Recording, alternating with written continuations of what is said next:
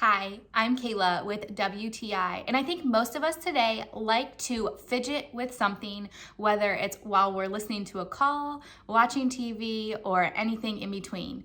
This spinning fidget cube is awesome.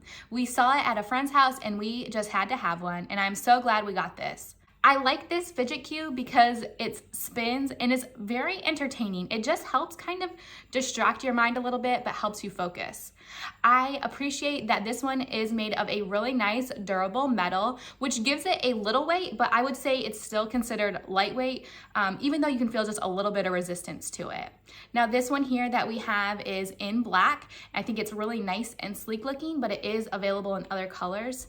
I personally just like to sit here and spin it, and it will just go on forever. I could just let it go and watch it spin, or I can continue to fidget with it and make it spin. Now, if you look at it when it's stopped, it is a really nice cube, and you can see the movable pieces here. Now, this one I like because I can use it, my husband can use it, and even my small son likes to grab it and spin it around sometimes. I thought that this fidget cube spinner was pretty unique, and we really like it in our house, but that's just our point of view.